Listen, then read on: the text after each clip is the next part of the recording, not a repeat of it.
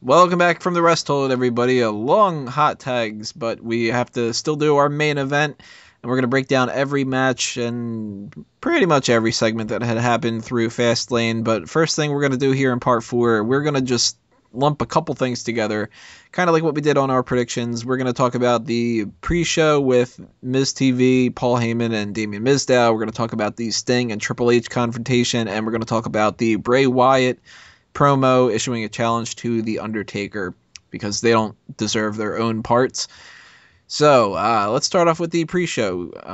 That sucked. Anybody else have any other opinions? I can't recall what happened. I remember Sting was fucking not Sting. I wish Sting was in the ring. The Miz was in the ring, and Paul Heyman. They babbled about nothing, insulted Damian Mizdow, and did they end it with anything? No, the reason you can't remember anything happening is because nothing happened. It was It ended with Paul Heyman standing up, Miz respectfully shaking his hand, and Paul Heyman walking away. Yeah, that was such a huge opportunity to really boost something up with Miz and Mizdow, and they just were like, nah, fuck that. So basically, the segment was, "Hey Paul, hey Miz, fuck Sandow, right? Yeah, fuck Sandow. All right, see you later." Basically, fuck Sandow. Brock Lesnar rocks. All right, good night. Alrighty, guys. Well, thanks for being a part of that pre-show. Now, glad it's a free episode yet? You will be later on. More substance to this one. Bray Wyatt issues a challenge to The Undertaker. He comes out in a casket, which now, of course, a lot of us are thinking that maybe we're going to get a casket match, but maybe not necessarily. Officially says what we've all been thinking, that this is all about The Undertaker, WrestleMania 32, you gonna fight me or what, kind of a thing. There's some reports on these dirt sheets, or on Reddit, I don't know, that Undertaker will be kept off TV entirely until WrestleMania 32. What do you guys think about that? Is that a good idea, or do they need to have him show up? I would think that Bray Wyatt can't handle this on his own. Do you want me to touch on the actual segment itself right now as well, or just the Undertaker stuff? Well, as far as The Undertaker not showing up, I'm actually okay with that, because from what I'm getting, from what bullshit Bray spewed out of his mouth, he's going with the theory that Undertaker is a shell of his former self now that he's lost. So keeping Undertaker a mystery kind of works into that. So I like that. As far as this segment went, as soon as I saw the casket, I'm like, okay, Bray's in the casket. So that might just because I've watched too much of it that I can't appreciate it. Maybe if I was younger, I'd be fucking jumping around and going, that's cool. But because I expected that, and because Bray typically cuts the same promo each time, I was very much, alright, so this confirms that we're getting oldie versus fatty at Mania. Peyton, what did you think about this segment and the Taker stuff with WrestleMania?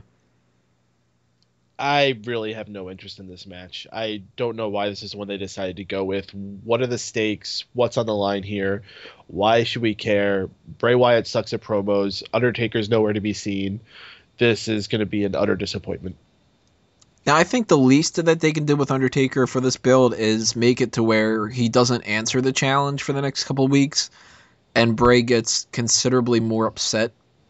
And it gets to the point where eventually he's just kind of like, yo, what the fuck? Are you going to wrestle me or what? And then just have that go-home show before WrestleMania. Lights go out. He pops up out of nowhere, chokeslams him, gives him a tombstone. And it's like the kind of I accept, and that's it.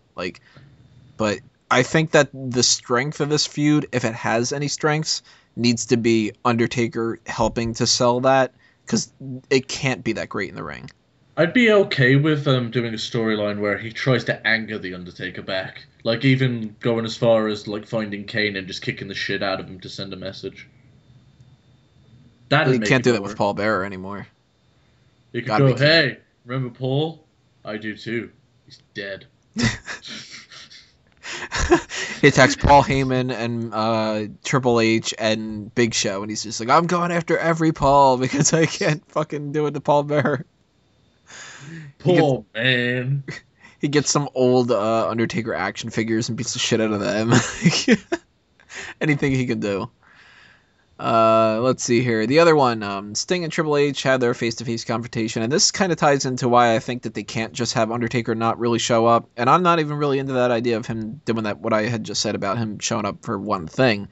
Partially because what pissed me off about this segment was we've seen Sting a couple of times now. We're supposed to believe the idea that that fake Sting was Sting. Okay, that nobody who really pays attention to that's going to believe it, but I'll bite kayfabe. Sting has shown up to screw up 2 different matches, and he showed up in the ring for that. He still, in this promo, hasn't said a word.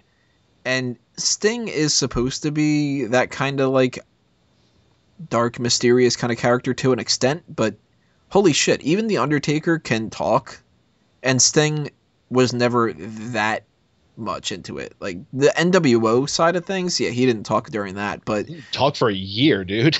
But that was a different storyline. Like we're in a situation now where we know exactly what Triple H is thinking. Sting screwed up 2 of the matches. He's got a grudge against WCW. But we got to figure out why the fuck Sting is doing any of this. Like, what did he give a shit about with Dolph Ziggler and Eric Rowan and them getting their jobs taken away? He has no connection to them.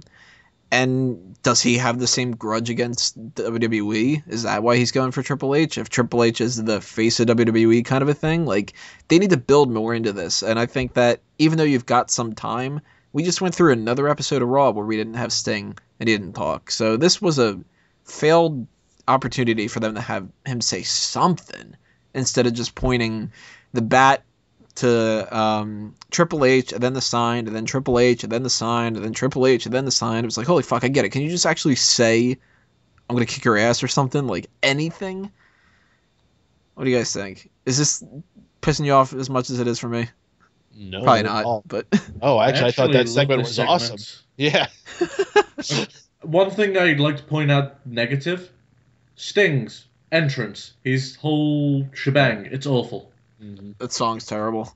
It's not even the song that bothers me. Dim the fucking arena to like a genuine darkness, not this fucking random flashes of light with the music. It looks terrible. Works for Finn Balor. Yeah, well, hang on. I had to throw that out there, even though it's not completely. Here's the thing, though. They light the arena better for Finn Balor than they do for Sting. They do. It was a cheap shot. Ridiculous. Oh fuck. So that pisses me off. But as far as how they worked the whole thing, less talking, more action, I loved it. Especially when Triple H had got the sledgehammer and Sting pulls the bat out of nowhere and that was cool. Sticks it in his throat. I thought that was so cool. Like, I'm not a Sting fan, but I marked out for that. I thought it was cool. Anytime somebody has like a distinctive weapon and you can do weapon against weapon, I like that. But man, I just really wanted him to say something, and like the fact that they dragged out that pointing thing really annoyed me. What about you, Peyton? They do this every year for WrestleMania since they got that damn sign, so I'm just used to it and numb to it.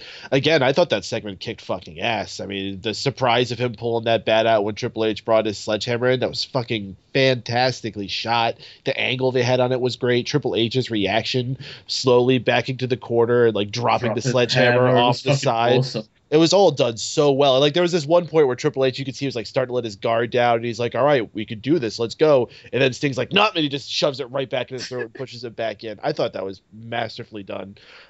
It's the only thing that's honestly really gotten me interested in this match all that much, which is a shame because I think we were talking about this either on the show on Monday or afterwards. Like this is a really big deal. Like WWE's making it seem like a big deal, and it is a big deal. This might be Sting's one and only match he ever does in WWE. If not, then it's going to be one of very, very few. And against a guy like Triple H, this is honestly a dream match. This is a match that in 1999 would be like, man, I'd love to see that, but we never think we would ever be able to. And fucking here we are, 2016, a lot later, or 2015 or 14. What fucking year is it? 15. 20. Jono, what year is it? Yeah, she'll know. Yeah, it's awesome. I'm actually get much more excited about this than I am about Bray Wyatt and Undertaker. That's for sure. Oh, I still am. Yeah, that's true. Because Wyatt's not selling this promo. This feud, I should say instead. You mean he's not selling this feud, man? Man. Is this a fair statement? Bray Wyatt's the most talented, shitty promo ever. You know what will be kind of fun to hear him do, though, now that you just brought that up? Referring to him as the dead man. We should make that like a drinking game or something. Every time that he drags out dead man, you gotta take a drink. Or inhales. Yeah, or take a nebulizer treatment for your fucking asthmatic problems. All right, any last thoughts on these 3 segments, anybody? By the way, I forgot to mention, Drew left us. He might be coming back a little bit later on. That's why he hasn't been talking. Totally forgot to throw that out there. But we're going to continue on here. 6-man tag matches the next part, so stay tuned. Click on that next video.